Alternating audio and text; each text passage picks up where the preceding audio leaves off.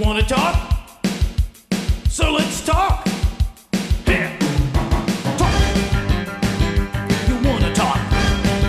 You gotta talk, you need to talk. News talk. I talk, you talk to Solomon. I talk, you talk to Solomon. Yeah, let's talk to Solomon. Talk to Solomon. You gotta talk, you wanna talk. Good evening, everyone. It's Talk to Solomon time. That's me, Stan Solomon. I'm the host. I'm Chief Steve Davis, in-studio co-host. And our guest of honor is Major General Jerry Curry, U.S. Army retired. General, good evening. Good evening, folks. How are y'all doing? We're doing well, but our president is not doing so well. And somehow I don't feel bad that I don't feel bad. Is there something wrong with me? No, I don't think so. I have come to the same place in life. I think our president is not doing well, and I think he deserves not to do well. Well, you know, the president's not doing well, and I hope he goes to hell. That's a nursery rhyme I came up with. You think it'll catch on? Oh, no, I wouldn't touch that with a 10-foot pole. Well, we're starting off on a great note. General, I want to talk about some other things, and Chief, I know, has some strong thoughts, and we're going to talk about some of the stuff swirling around the president and his office and his team. But I want to start with a story out of England. A leading lawyer, a pro-abortion lawyer, has said they need to lower the age of sexual consent to 13 because do-gooders are prosecuting older men because they were trying to enforce their version of sexual morality. Now, this had to do with some pervert over there that was in public television that spent 40 years molesting young people. I've forgotten his name. I think it was, what? Seville, yes. It wasn't the barber of Seville. He was the pervert of Seville. But at any rate, we have seen this. I don't know if you know this, but on our Supreme Court, one of the justices, not the Chief Justice, Ruth Bader Ginsburg, put in writing, she didn't say it, she put it in writing in a white paper, that the age of consent in the United States, and she did this 30 years ago, should be lowered to 12. And that we should eliminate in this country any such thing as a boys' room or a girls' room or a boys' shower or a girls' shower, that there should be no separation of sexes and no limits on sexual activity. Did you know that? I did not, and I would think that anybody who would believe those sorts of things would be a perfect candidate for a firing squad. Yeah, but you'd have to put a condom on the bullet so it'd be safe.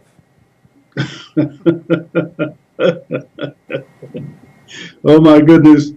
I don't know how to answer that one, but listen, I did not know that Ruth Bader Ginsburg had done that. I think that is absolutely abominable. And if I had known that she had done that, I would have suggested that she retire immediately from the Supreme Court. She wasn't even on the Supreme Court. They elected her 99-1 to the Supreme Court with that in her record. She did that when she was chief counsel for the American Civil Liberties Union.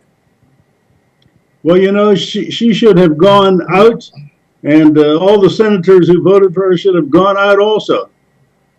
Well, again, I agree, but I say that to bring us to the Gosnell situation.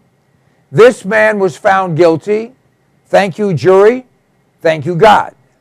This man was found guilty of killing 3 of the babies, even though he killed many more than 3 babies. He only got a relatively light sentence for killing the mother who wanted her baby killed, and then he killed her, which is somehow, it's a tragedy, but it's maybe poetic justice. Maybe. But let's talk about that, if we will. I'll start with you, Chief. If I want to go back to this original story just for a second, because this is another bait and switch that's been thrown in our face. And so when the story says that a 12 or a 13-year-old should be given the right to choose something, then they put us in a situation where we're thinking about that kid rather than thinking about the real intent of this. The real intent of this is to allow perverted adults to take advantage of these children. And so, for example, under juvenile law, a 12-year-old cannot commit a crime. It's considered an act of delinquency. Only unless a judge on a case-by-case basis waves that into a criminal court can it be considered a crime. So if this is true, then all 12-year-olds should be allowed to drive and drink and do all the things that adults do. This is a bait and switch to get us to not focus on the criminals that are trying to prey on these children. Now, the Gosnell story is showing us that after Roe versus Wade, we started to see abortion cases. There weren't many that we could look at before that time, so it was just like hypotheticals. But now we see abortion cases in real life, and this is the grisliest of the grisly, where we're seeing live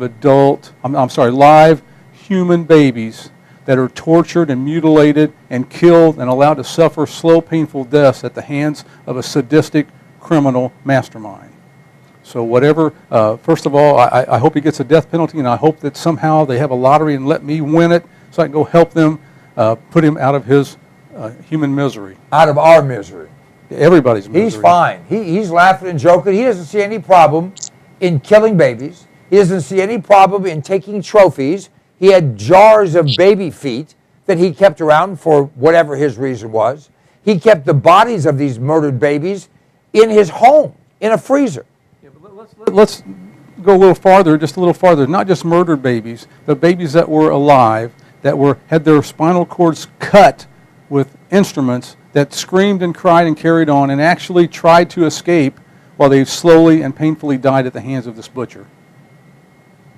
General?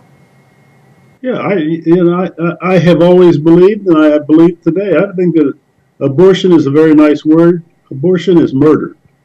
There is no other way to look at it. You're murdering, in his case, of course, you're murdering some of the mothers. Certainly, you're murdering all the babies. And so murder now, because of the Supreme Court, has become accepted as just commonplace and normal in American society, whereas it should be a murderer going to death row. Now, let me ask you this question, General.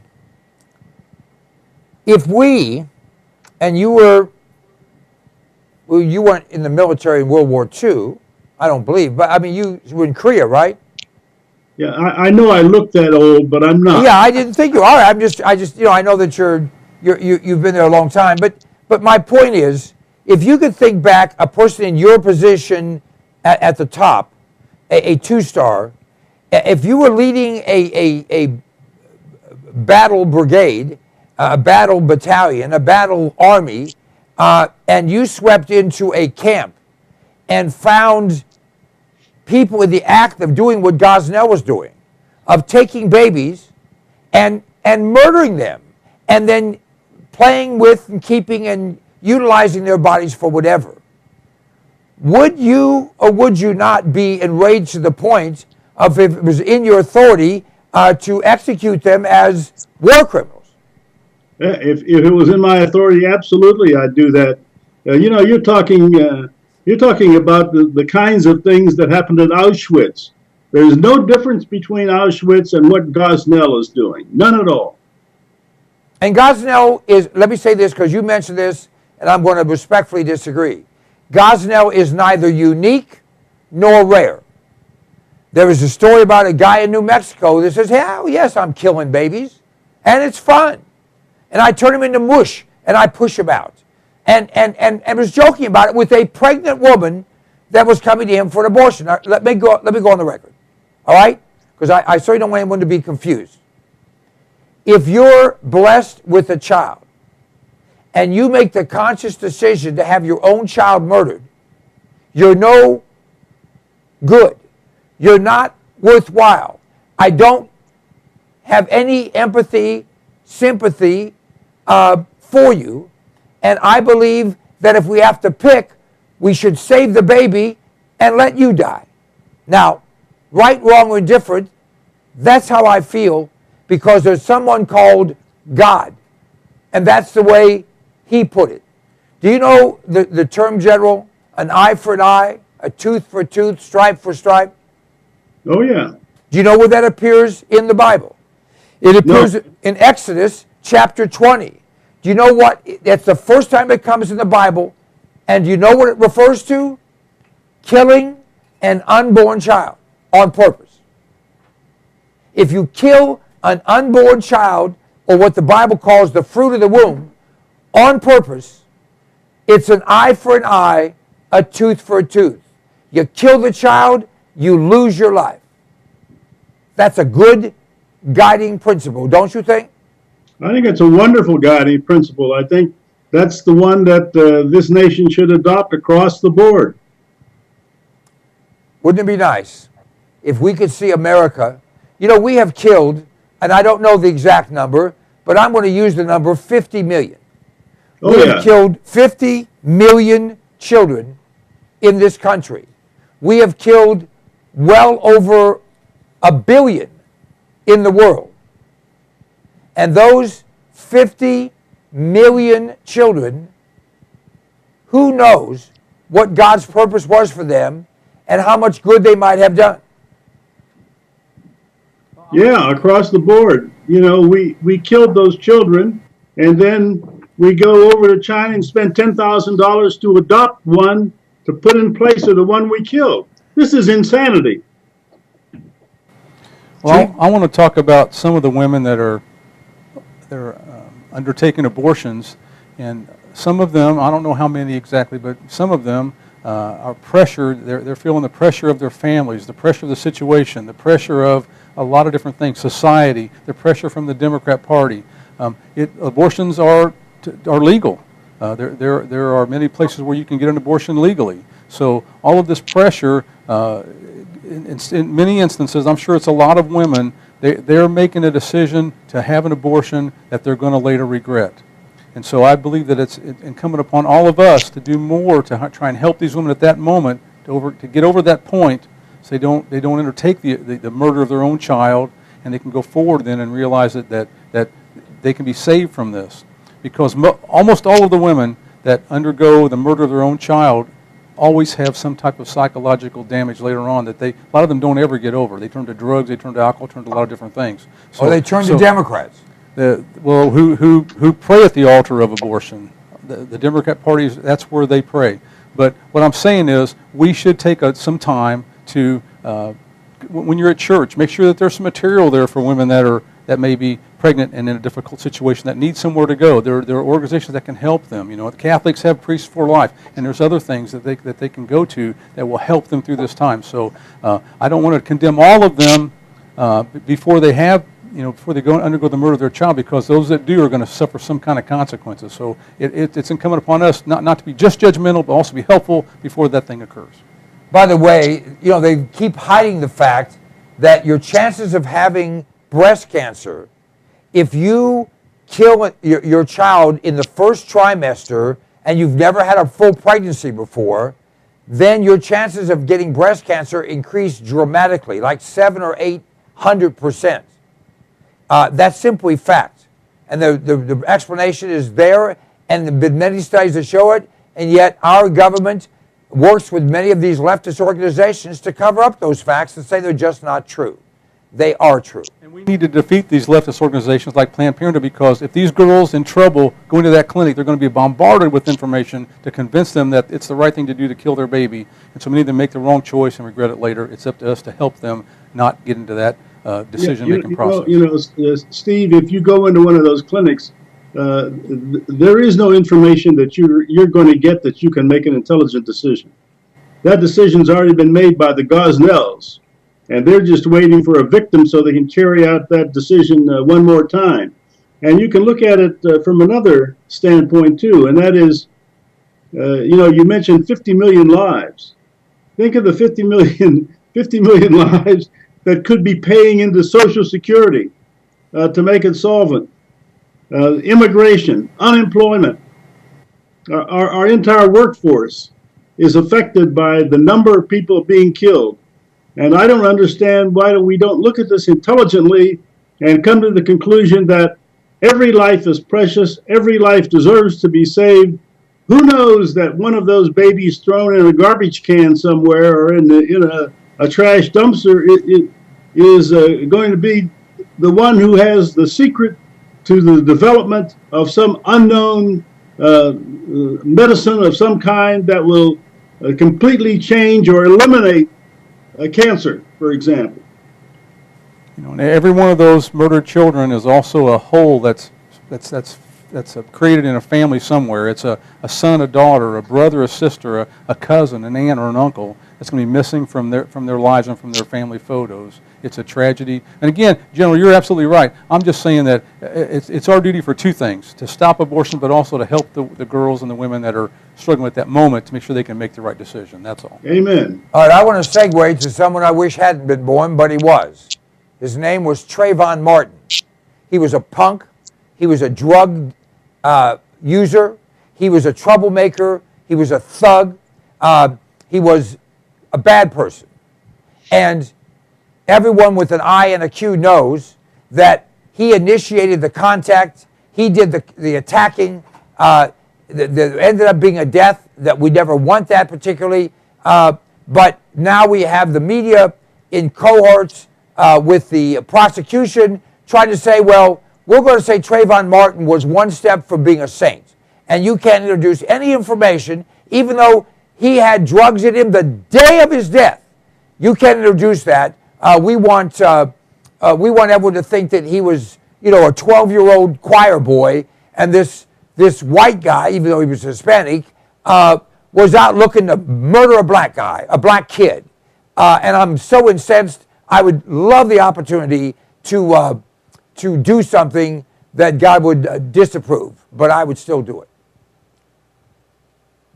Let's talk about how criminal cases go. The prosecution is required by law to prove the guilt of the person accused of the crime. In this case, obviously they don't have that kind of proof, so what they're doing is trying to make another state, they're trying to eliminate the defense from putting on a defense. So this is really wrong. But another thing that happens that really bothers me in criminal cases, juries don't get to hear all the information. So on the outside, we get to hear the news media and all the stories. We get to hear it all, but the juries are often their information is filtered to them, and I believe that should change. We should allow the prosecutor and the defense to say anything they want, and let someone else, like the judge, for example, tell them how relevant that information should be in their decision-making process. Because oftentimes the juries don't hear enough information to really make the right decision. But in this case, like in all cases, when someone's charged with a crime, the prosecution is responsible to prove their guilt, not beyond a reasonable doubt in a criminal trial, and it's not their duty to stop the defense from putting on a defense. Yes, I agree completely. Do you have the same bad taste in your mouth about this whole Trayvon Martin? We've kind of moved on, but we paid his mother and his stepfather, I guess, because his mother's not married to his father anymore, a lot of money. That's taxpayers' money, and yet no one was ever convicted of doing anything wrong. But they said, well, the police should have what? Should have what? Should have maybe put up a sign saying no drug-using punks allowed in this complex? Oh, no, the police department should have not allowed homeowners to be in a position to defend themselves in case they run into a punk, because if Zimmerman hadn't had a gun, he'd be dead. That punk would have busted his skull with a rock. That's the only reason he's alive, is because he had a gun. He still got the crap knocked out of him. Don't forget that George Zimmerman called 911. Before anything happened. He didn't just do this on his own. He called the police to get them involved to stop this suspicious activity. He just didn't run off and grab some prowler and shoot him. He was doing what we're supposed to do, what everyone's supposed to do, is call the local police, get them involved, let them handle it. Before that happened, he was attacked and defended himself. Well, this is not over yet, and my hope and prayer is that the right thing happens and the conviction comes through. Now, I may be wrong, but I'm afraid that in my mind I have already convicted him, and I did it very early on in the process. But he is somebody, I think, that does not mean society good and will not be good for society. You're talking about Trayvon Martin? Yes. Well, of course, he's dead, so they can't exactly put him on trial, but his reputation's on trial. His parents don't want his reputation impugned, and I say, as you sow, so shall you reap. He was a punk. He was thrown out of school on multiple times. He was using drugs. He was using drugs that day. He's a punk. And that you don't like that, I can understand. A mother's supposed to love her child, but someone else is not supposed to lose their life or lose their future because you don't want someone thinking badly of your dead son. Yeah. But if Trayvon Martin was just brutally killed for no reason, even though he was a criminal, was on drugs, that would be a different scenario. But that's not what happened here. That we know. All right, let's get back to our president, Barack O. Don't pay attention to the man behind the curtain. We have something that has happened here, General, that I think is absolutely earth-shaking. I mean, it's shaken some of the people on the left to the point they actually have become lucid and honest for at least a second or two. He's decided that the Constitution be damned, the Bill of Rights be damned, the media be damned. He wanted to be able to enforce in his Chicago style that if you mess with me, no matter that you're telling the truth, if you are a whistleblower, I will find you and I will destroy you or have you killed. That's really what this is. And in the process, he just bulldozed over the media and their position in our society and their rights guaranteed by our Constitution. In this AP blanket wiretap everyone, listen in on everyone, copy everything, investigate everything, don't tell anybody anything because you're trying to find a whistleblower. General, your thoughts? Our news media obviously thought he will only take advantage of the conservatives, the Tea Party people. He will certainly appreciate the fact that we lay down and let him walk over us anytime he wants to. And we in the news media are sacrosanct. He loves us because we love him. We protect him. We take care of him. He loves us some more. And as long as he keeps loving us, we will keep protecting him and keep laying down and letting him wipe his feet on us. And so that's where they are. And to them, it was an absolute shock that this man that they have turned loose on America and loose on society, they've turned him loose and made him impune. I mean, made him, I don't know what the right word is. My mind just gone blank. Immune. That made him immune from all sorts of things that he should not be immune from. And so the society now finds itself where we have a news media that is worthless, totally worthless. And this news media finds that he has turned on them, and the monster is now eating up the news media. And they find this very, very shocking. I don't think they've yet really internalized and understand what's happened. They know something bad is happening, but they don't really understand where this guy is going. His intention is he wants to be a dictator. And he wants to be just like Stalin or like Adolf. And he wants to be able to say, this is what's going to happen, and then it happens. Because he's the boss, and he's allowed to decide how to reshape the world, how to reshape our Constitution, how to reshape the United States of America. Well, that's enough. Well, yeah, but it's not enough because no, it's great. You just scratched the surface. There was a newscaster that asked him a question. He didn't like the question, and then he sicked the IRS on this newscaster. I don't think the media, now let me say this again so no one's feathers are ruffled. Journalism in America is overwhelmingly dead, and it is populated by people that don't have the sense to know that they're dead.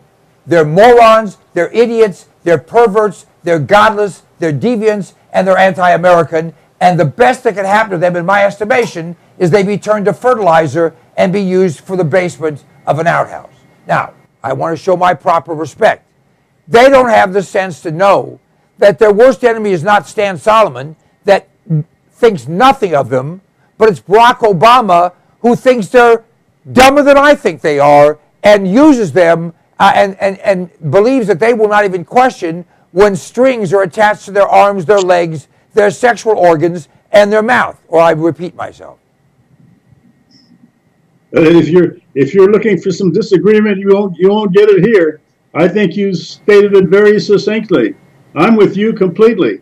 And I think the news media is unfortunate but they were once a vital part of American society, and our founders thought that the news media was going to be used to help keep the government honest. Well, that's gone. They gave up their soul, and they are now just like little filthy fleas in the fur of Obama. It's unfortunate, but we aren't getting our money's worth out of these people. They had a role to play in society, and they're not playing the role. Obama is going to eat them for lunch, and they deserve every bit of it. The reality is that the media doesn't understand their own importance. I mean, I know how important it is to have an active, aggressive, moral, honest, patriotic media that will do its job. And when you lose that, there's nothing else that will replace it. There are no politicians honest enough. There are no parties loyal enough. There's no other way. You've got to have media for our experiment in democracy to work. We're going to take a break. We'll be right back with Major General Jerry Curry, a true American hero.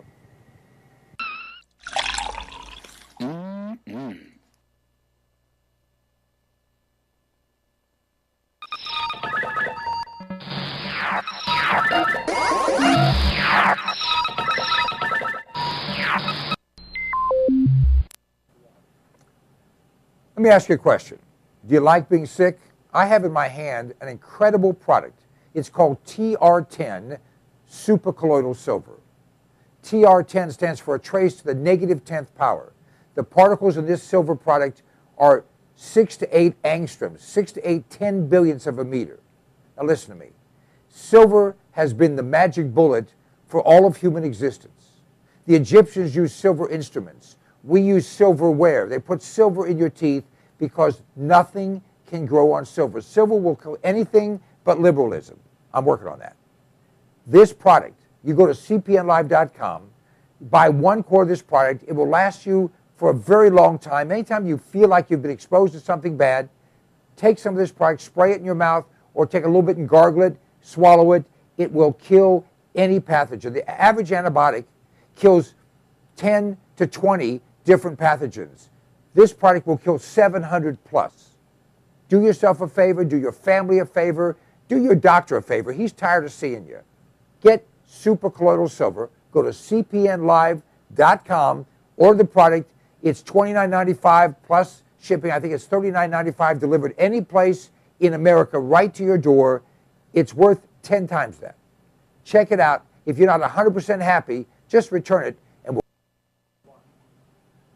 Hey, my name is Stan Solomon, and you know if I have something to say, I'll say it. And I'll only tell you the truth because I'm a Republican, not a Democrat. Democrats always lie. Republicans only lie half the time. I don't lie at all. This is the Fuel Mule. It's an extraordinary product that was developed by a friend of mine, an engineer, and it increases the fuel mileage on your vehicle. If you have a combustion engine, this will increase your mileage by 10 to 20%. It bolts around your fuel line. You can install it yourself or have your mechanic do it. It is an extraordinary item, and it flat works. I've been using it for more than 10 years. It's increased my mileage on every vehicle I put it on, and by the way, it will last forever. You can get rid of your vehicle, just take it off and put it on the next one. Go to cpnlive.com. You'll have more information there. You can order it right there. We absolutely guarantee you'll be satisfied. The Fuel Mule. It's a way to kick down your cost of fuel and kick up your mileage. Don't you love the name? I thought of it. The Fuel Mule. I like to eat. You like to eat? We all do. And usually we run to the grocery store, we run to the convenience store, or we have something in the fridge. But power's been out in parts of this country in the last few weeks. We don't know what's going to come down the pike economically. Smart people are putting in food. Alpine Air Gourmet Reserves is a line of foods that you can put away that will last for a very long time. You know, they say eat what you store and store what you eat. This is great tasting stuff, healthy for you, a full line. You go to our website, cpnlive.com, and click on the button for Alpine Air Gourmet Reserves and see all the different things we have. This is good tasting food. It's reasonably priced. It will last. and it's worth its weight in gold if a problem arises. I know you don't think there's going to be anything that goes wrong. Actually, you do. This is smart. This is smart insurance. This is smart preparation. This is smart thinking. You have kids, you have a spouse, you have parents, you have dependents, you have an appetite. All those things can be addressed by a frugal but smart investment in Alpine Air Gourmet Reserves. Try them out. You will be tickled to death with the taste of them. You know what? In many cases, people start to eat this and they think, heck, this tastes better and costs less than what you're going to the grocery store to buy. CPNLive.com. Check it out.